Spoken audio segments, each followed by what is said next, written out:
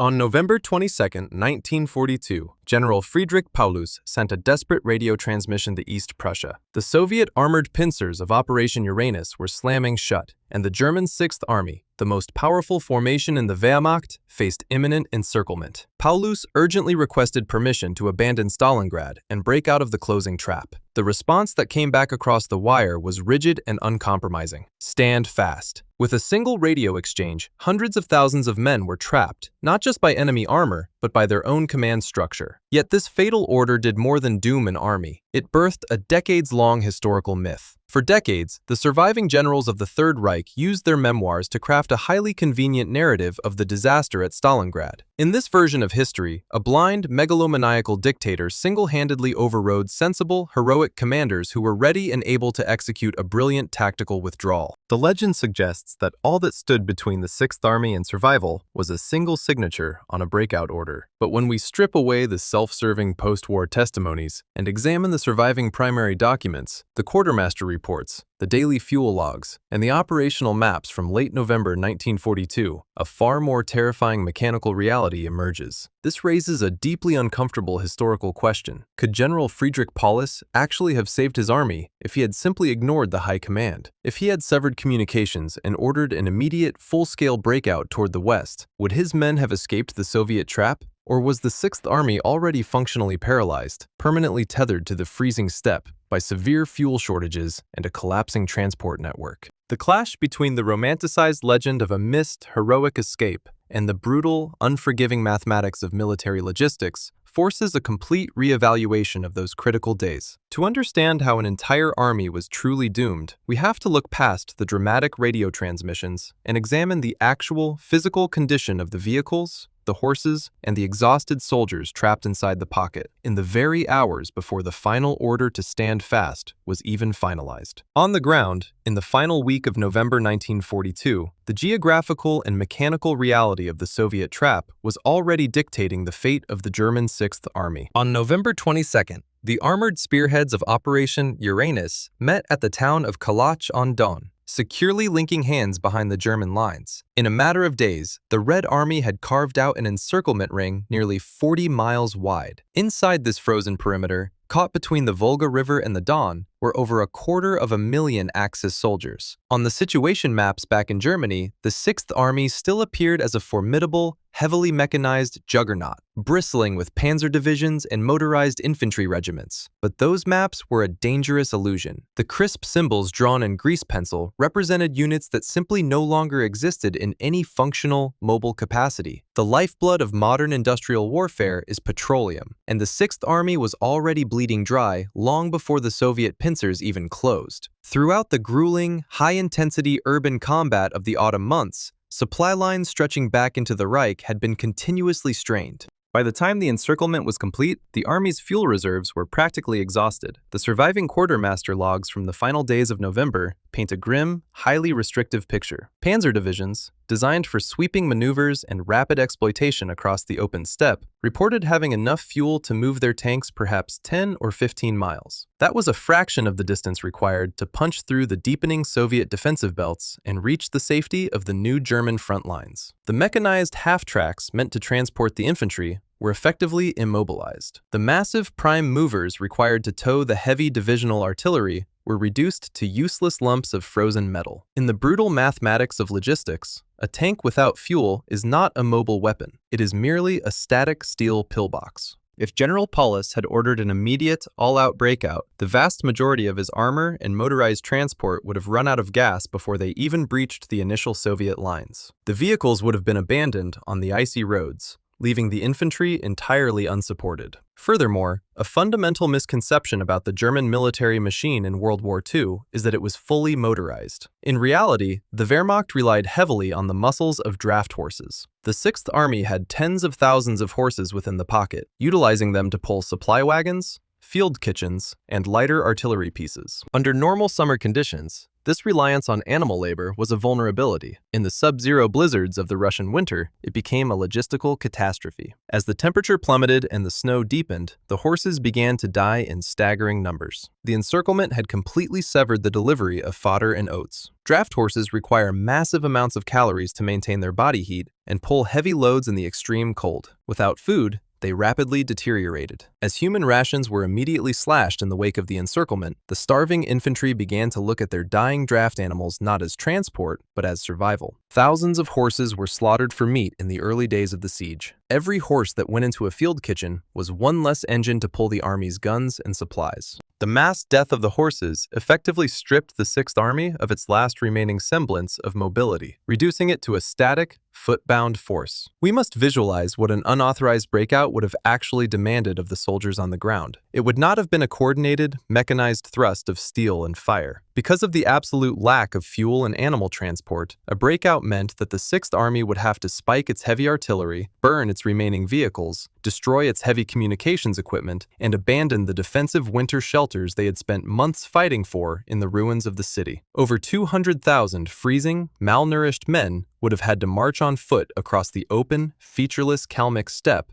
in the teeth of howling winter blizzards. Waiting for them on that open ground were entirely fresh, fully supplied Soviet tank corps and cavalry units, moving rapidly to solidify the perimeter. Modern historians deeply debate the tactical viability of such a desperate move. While some argue that a breakout in late November might have saved a fraction of the Army's combat-capable troops, others point to the logistical data and suggest that a mass infantry march into the open steppe against mobile Soviet armor would have resulted in an unmitigated slaughter. The Sixth Army could very well have been annihilated in the snowdrifts in a matter of days. But there was a darker, far more agonizing factor paralyzing the German command, one that rarely makes it into the sanitized tactical summaries of post-war memoirs. By the time the Soviet trap closed, General Paulus had roughly 15,000 wounded and sick soldiers lying in makeshift field hospitals, cellars, and ravines across the pocket. The medical officers were already fighting a losing battle against dysentery, typhus,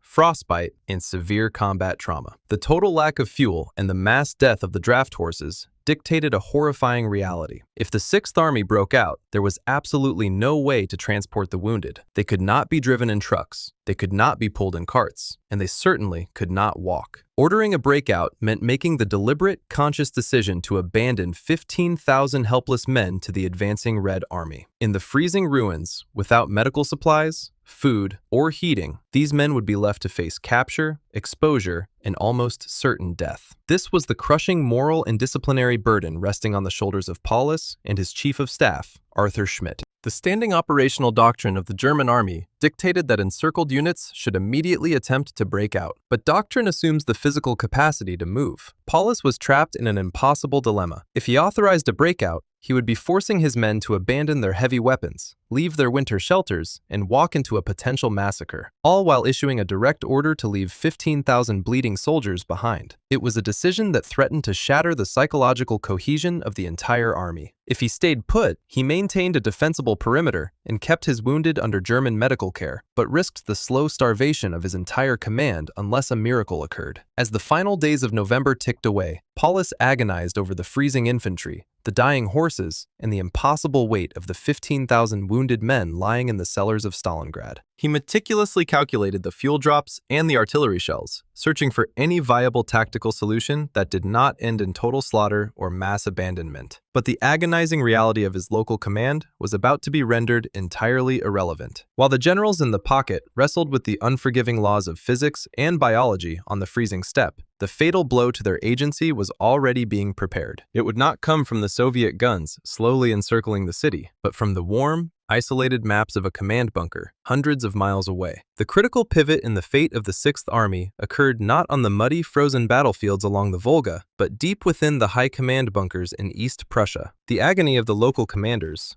the desperate fuel calculations, and the horrifying prospect of abandoning 15,000 wounded men was entirely bypassed by a catastrophic intervention from the top of the Nazi hierarchy. As Hitler demanded a strategy to hold the city at all costs, the Luftwaffe made a fatal, mathematically impossible promise. Hermann Göring, the commander of the German Air Force, confidently assured the dictator that his transport planes could easily deliver the required 300 tons of daily supplies necessary to keep the Sixth Army fighting in isolation. This unverified technological guarantee provided the exact justification Hitler needed to officially forbid a breakout. He abruptly shifted the survival of an entire field army from ground maneuvers and tactical withdrawals to an untested, deeply flawed aerial logistical bridge. Göring's arrogant guarantee was a fantasy, ignoring the realities of winter aviation, aircraft maintenance, and Soviet anti-aircraft capabilities. Yet, this technological illusion gave the High Command the perfect excuse to deny the breakout and condemn hundreds of thousands of men to remain in the trap.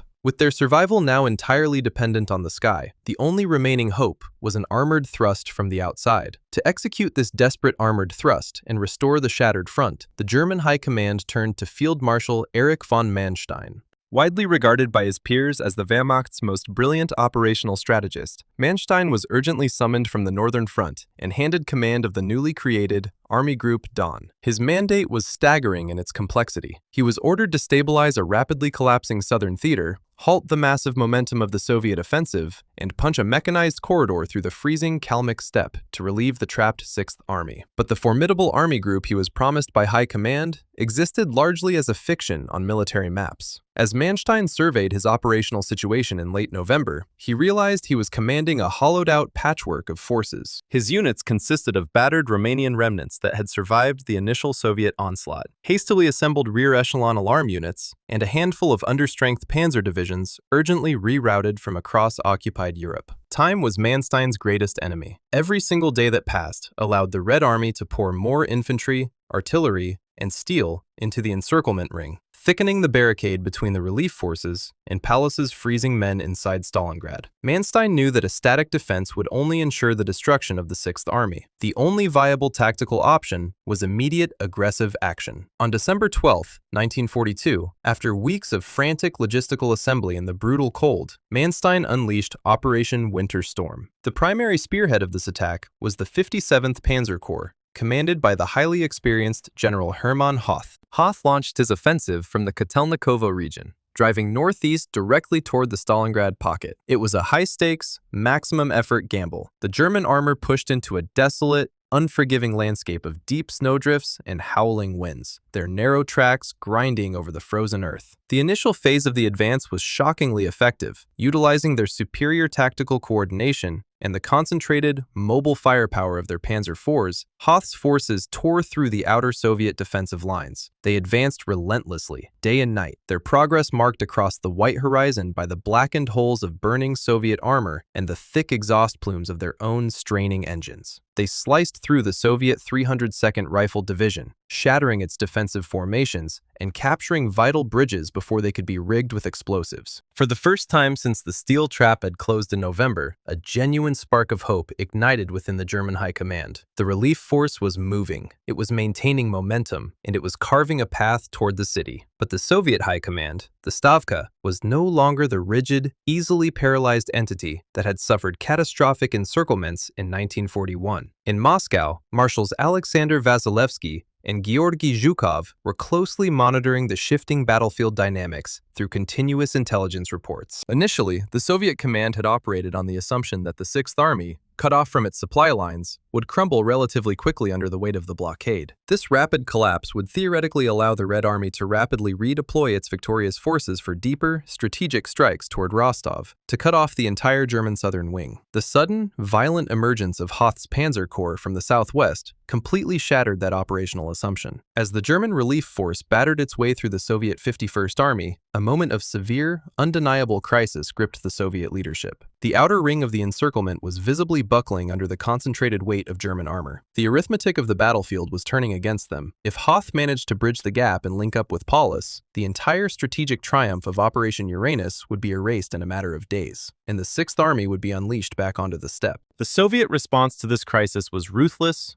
rapid, and highly adaptive. Recognizing the existential threat posed by Manstein's advancing armor, Vasilevsky urgently pleaded with Joseph Stalin to divert the powerful Second Guards Army, commanded by General Rodion Malinovsky. This formidable force, boasting fully equipped, fresh infantry divisions and heavy armor, had been secretly held in strategic reserve for a massive subsequent offensive. Releasing them early was a massive risk, but the situation demanded it. In a critical command decision that altered the course of the battle, Stalin agreed to release the reserves, throwing Malinovsky's troops directly into the path of the advancing German panzers. Malinovsky's men executed a grueling, forced march of over 100 miles through blinding blizzards and sub-zero temperatures, moving relentlessly to form an unbreakable steel wall ahead of the German spearhead. However, the Soviets did not just react defensively. They expanded their operational scope to systematically strangle the German relief effort from multiple angles. The Soviet command realized that Manstein's ground assault was intricately, fatally linked to the Luftwaffe's aerial supply bridge. If the Sixth Army received enough fuel and ammunition from the air, they could theoretically launch a coordinated breakout to meet Hoth's advancing tanks. To prevent this synchronization, Soviet armored columns were dispatched to deliberately and violently target the primary German supply airfields situated on the open steppe far outside the pocket. By aggressively pushing the outer ring westward and launching deep raiding operations like the devastating tank raid on the Tatsinskaya airfield, the Red Army forced the German transport planes to relocate further away. This forced the already struggling Luftwaffe to fly increasingly longer, vastly more hazardous routes over heavily defended Soviet airspace. The Soviet strategy was utterly uncompromising: crush the relief force on the ground with sheer mass, and simultaneously sever the fragile, frozen aerial artery that was keeping the trapped army alive. Inside the Stalingrad pocket,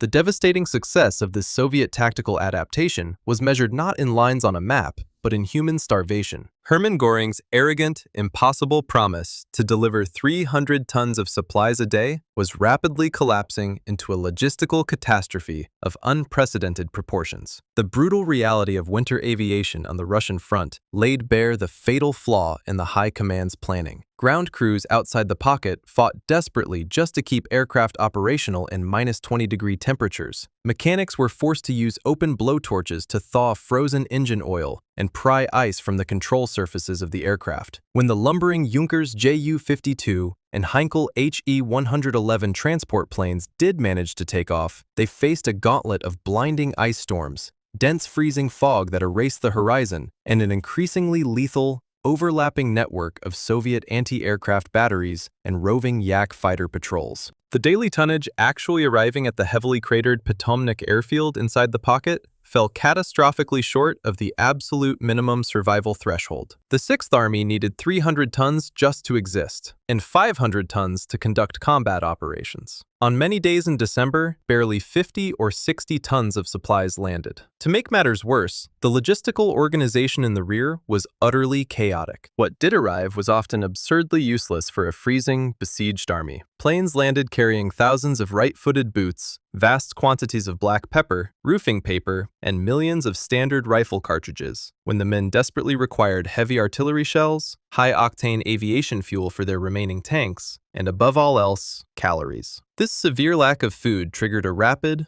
horrifying biological collapse across the entire Sixth Army. Human metabolism in extreme cold requires an immense caloric intake simply to maintain core body temperature. Stripped of their rations, receiving barely a few ounces of sawdust-laced bread and watered-down horse soup a day, the soldiers' bodies began to literally consume their own muscle tissue. Mass starvation set in, completely hollowing out the fighting strength of the men trapped inside the ruins. Veteran infantrymen became so physically weak they could barely rack the bolts of their Mauser rifles or carry metal ammunition boxes through the deep snow. Sentries simply fell asleep and froze to death at their posts, their emaciated bodies entirely unable to generate enough heat to survive the night. Men died of sheer apathy, sitting down in the snow and refusing to stand back up. The once mighty Sixth Army, the terror of Europe, was rapidly devolving into a vast, armed camp of starving, lethargic ghosts, dying slowly in the freezing cellars of a ruined industrial city. The promised sky bridge had failed completely, leaving them utterly and entirely dependent on Manstein's approaching armor. By December 19th, the vanguard of Hoth's relief force had battered its way, at an agonizingly high cost in blood and machinery, to the banks of the Mishkova River. They were now barely 30 miles from the southern perimeter of the Stalingrad pocket. From their advanced positions, German tank commanders could peer through their binoculars and actually see the flashes of artillery and the colored signal flares illuminating the night sky over the besieged city. It was the absolute, agonizing climax of Operation Winter Storm. The physical distance was incredibly short, but Hoth's panzer divisions were fundamentally exhausted. Their ranks were severely depleted. Their tank engines were failing from continuous operation in the cold, and their ammunition was running critically low. They had hit the immovable wall of Malinovsky's rapidly reinforcing 2nd Guards Army. They could advance no further on their own. If the 30-mile gap was to be closed, the 6th Army had to attack from the inside, break out of their perimeter, and meet the relief force halfway. This absolute tactical necessity initiated one of the most consequential and disastrous communication breakdowns of the Second World War. Manstein, operating from his headquarters and fully aware that his relief force was stalling at the river, urgently contacted Paulus. He urged the 6th Army commander to prepare for Operation Thunderclap, the official code name for the mass breakout to the southwest. However, Manstein was operating under the heavy, terrifying shadow of Adolf Hitler's absolute standing order. The 6th Army must hold its positions on the Volga at all costs. Breaking out meant deliberately abandoning the ruins of Stalingrad, which was a direct, treasonous violation of the dictator's explicit directive. To initiate Thunderclap, Paulus needed explicit, unambiguous authorization to countermand Hitler. He needed his immediate superior, Field Marshal von Manstein, to issue a direct order and absorb the inevitable political and military fallout from high command. But Manstein, an aristocratic officer deeply invested in his own career survival and acutely aware of the extreme political danger of openly defying Hitler, utilized carefully ambiguous language in his highly classified radio transmissions. Through the encrypted Enigma channels, Manstein urged Paulus to prepare for the breakout and to ensure a link-up, but he deliberately, repeatedly refused to issue a direct, undeniable order to abandon the city. When Manstein's own intelligence officer, Major Eismann, had been flown directly into the pocket weeks earlier to assess the dire situation, the disconnect between the outside command and the reality on the ground was already glaringly apparent. Now, over the crackling radio wires in mid-December, that fatal ambiguity reached its absolute peak. Manstein essentially wanted Paulus to initiate the massive breakout on his own operational initiative, effectively forcing the subordinate commander to take the ultimate blame for disobeying the Führer.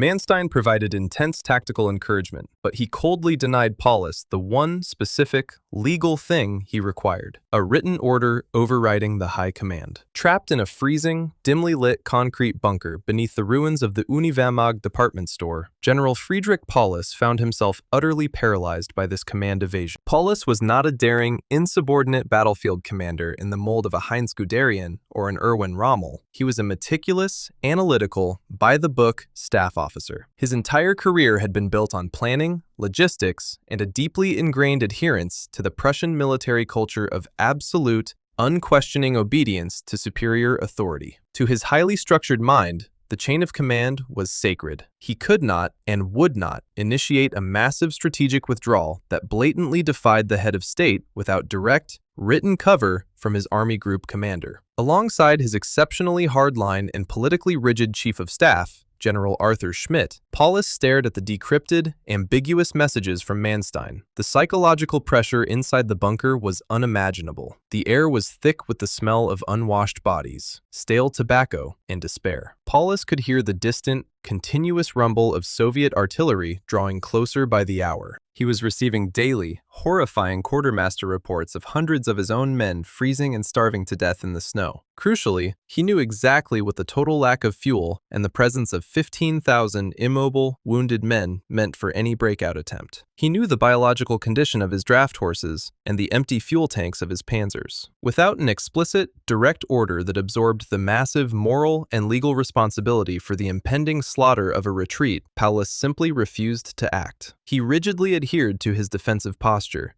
continuously holding the perimeter, waiting for a definitive authorization that Manstein was never going to send. While Hoth's veteran panzermen bled out in the snow on the banks of the Mishkova River, physically close enough to see the night flares over the city, the commander of the 6th Army allowed the final, narrow window of salvation to slide permanently shut. The strict culture of absolute obedience had perfectly fused with the horrific logistical reality on the ground, creating a total, fatal paralysis of command. The complex, agonizing interplay of Manstein's desperate armored advance, the ruthless and brilliant Soviet countermeasures, the total collapse of the promised airlift, and the fatal ambiguity passing back and forth through the German radio nets had doomed the relief operation. Yet, the deep tragedy of those crucial days in late December goes much further than a simple failure of leadership or a sudden lack of nerve. For decades, the historical narrative has focused intensely on these frantic telegrams and the paralyzed generals in their bunkers, operating under the assumption that a coordinated breakout, however costly in human life, was at least mechanically possible. But the ultimate failure to link up the forces was not simply about missing orders, political cowardice, or the starvation of the infantry. As the radio traffic faded into silence and the German relief force was slowly, inevitably pushed back into the freezing winter darkness by the Red Army, the Sixth Army was actually restrained by a terrifying physical limitation, a brutal, unyielding, mathematical reality, hidden beneath the snow of the Kalmyk steppe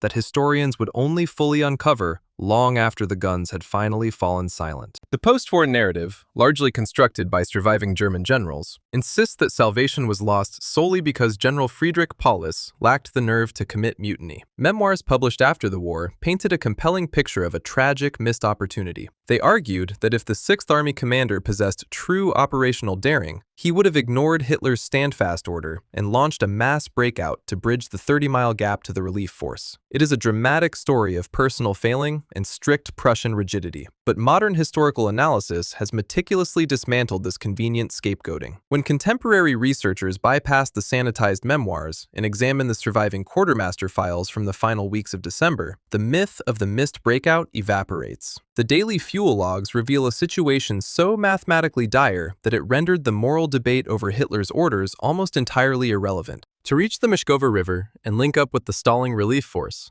the Sixth Army needed enough petroleum to fight through 30 miles of deeply entrenched Soviet anti-tank positions, artillery kill zones, and fresh infantry divisions. The late December inventories show that across the entire encircled army, even after pooling every remaining drop of scavenged aviation fuel and diesel, the panzers had barely enough fuel for a 20-mile advance. Crucially, that optimistic calculation assumed a straight drive over hard, flat roads. It did not account for grinding tracks through waist-deep snowdrifts, or the massive fuel consumption required for continuous combat maneuvering against Soviet armor. Many modern historians now conclude that an unauthorized breakout in late December would not have resulted in a miraculous rescue. Instead, it would have triggered a chaotic, uncoordinated massacre. Even if Paulus had rebelled and ordered the advance, his tanks would have systematically run dry and stalled out 10 miles short of safety. Once those engines died in the open Kalmyk steppe, the armor would have been reduced to static steel targets. The surviving infantry, already severely weakened by starvation and having abandoned their defensive bunkers in the city ruins, would have been stranded in the blinding blizzards without heavy fire support. Exposed on the featureless ice, they would have been swiftly annihilated by the fully supplied, highly mobile Soviet mechanized corps. The cold, unyielding arithmetic of logistics demonstrates that the Sixth Army was not merely restrained by a strict adherence to the chain of command, they were physically anchored to the earth by empty fuel tanks. The grand tragedy of the encirclement is that by late December, a successful breakout was fundamentally, mechanically impossible. Yet this grim reality, the inescapable tension between the lingering hope of rescue and the mathematical certainty of destruction, would be put to the ultimate,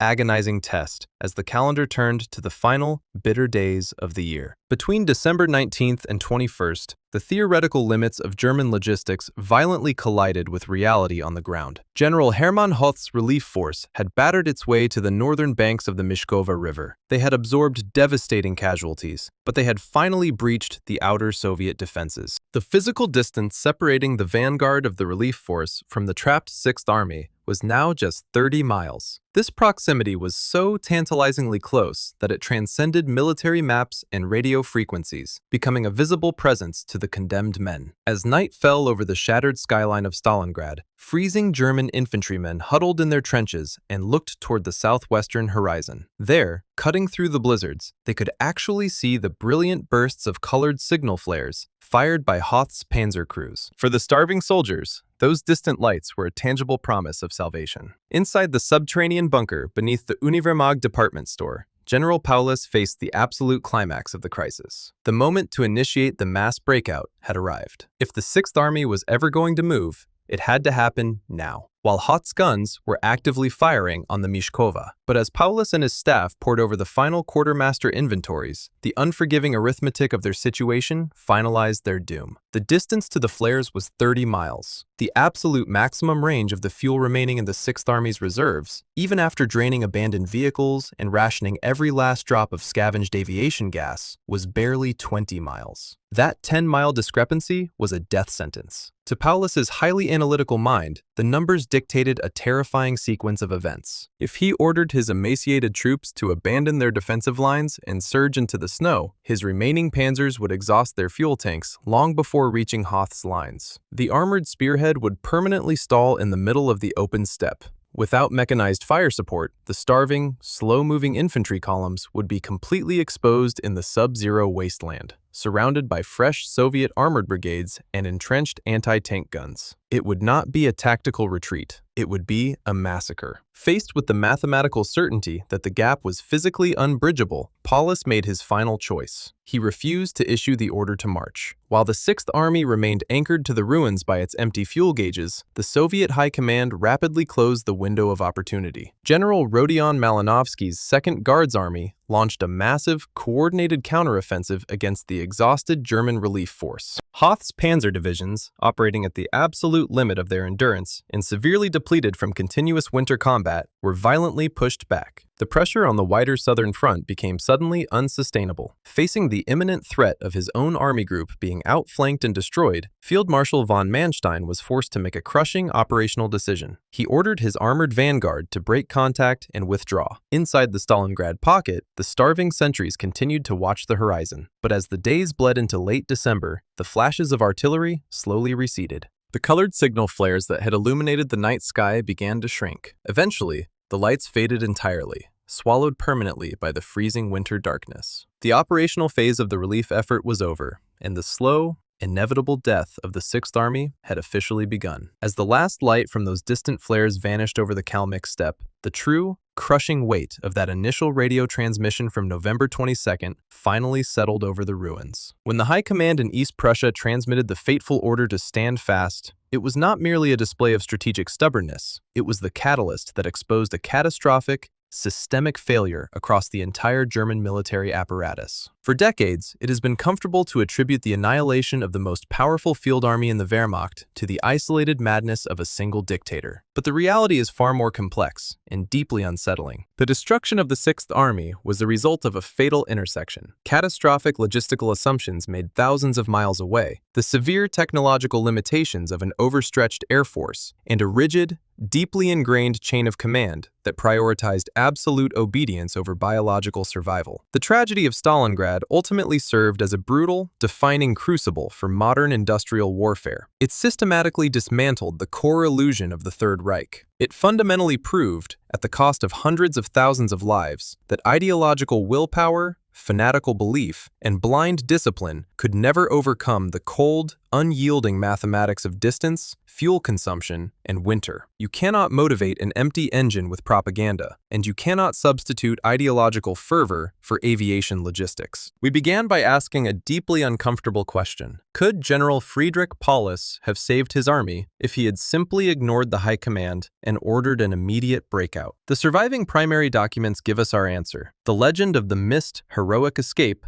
is a fiction designed to protect post-war reputations. Long before the political courage to defy the stand-fast order was ever actually tested, the men in the pocket were already condemned by the mechanics of their own war machine. They were anchored to the freezing earth by dying draft horses and empty panzers. The soldiers huddled in the cellars of the city believed they were waiting for a strategic decision that would determine their survival. But as the encirclement hardened, it became terrifyingly clear that the agonizing debate over staying or breaking out was a ghost. The generals in their subterranean bunkers were fighting over an illusion of choice. The rigid radio command from East Prussia to stand fast certainly signed the official death warrant for the 6th Army, etching a convenient, lingering narrative of dictatorial betrayal into decades of post-war history. However, the ultimate, unforgiving truth of the Stalingrad disaster lies not in the frantic, deciphered messages transmitted across the winter airwaves, but rather in the frozen, immobilized silence of the surrounding steppe. Long before that final, fatal order forbidding a retreat was ever officially issued, the physical, mechanical, and biological capacity of the German forces to actually escape